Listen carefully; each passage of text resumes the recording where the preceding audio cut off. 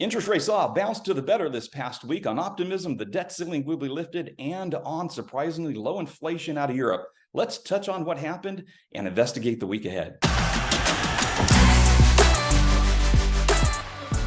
Debt ceiling fixed for now.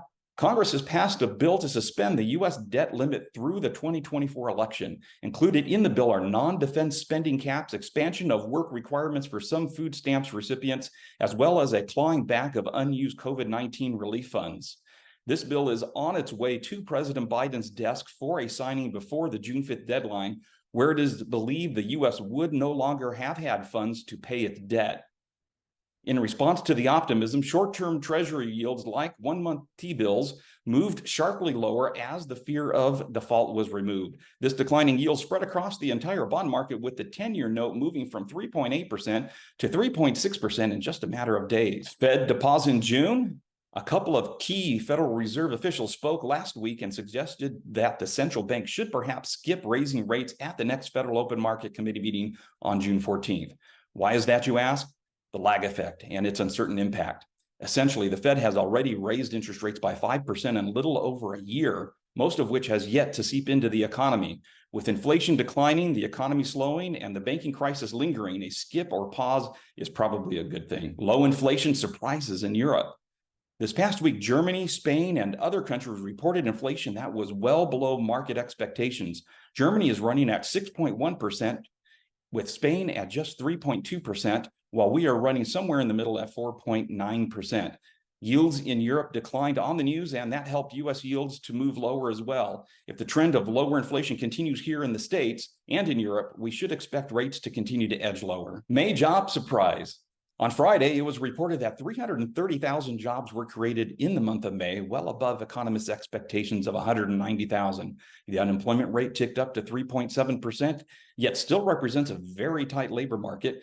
It will be interesting to see what the Fed officials say before their next quiet period begins next week. Bottom line, with some uncertainty surrounding the debt limit deal lifted and with inflation data cooling, the mortgage market could see some easing in borrowing costs ahead.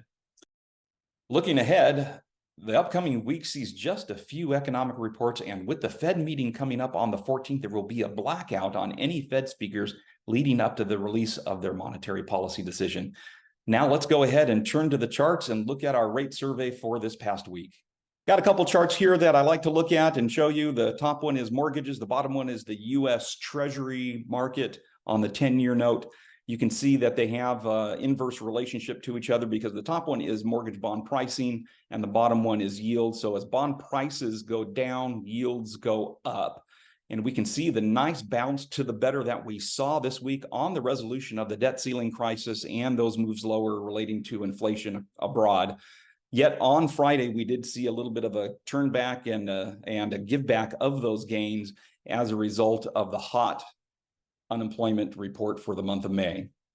Now let's go ahead and take a look at some interest rates for the past week, which are showing some nice improvements.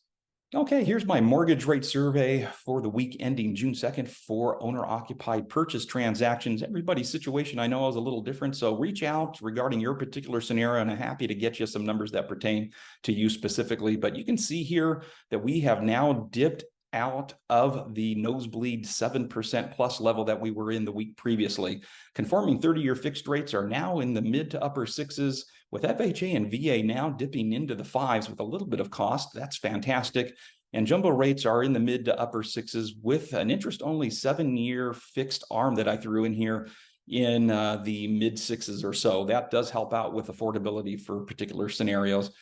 Thanks for spending a few minutes with me here today. Please like and share. Reach out with any other questions that you might have. Phone, text, email works great. I appreciate your time and look forward to being of service. Enjoy your week.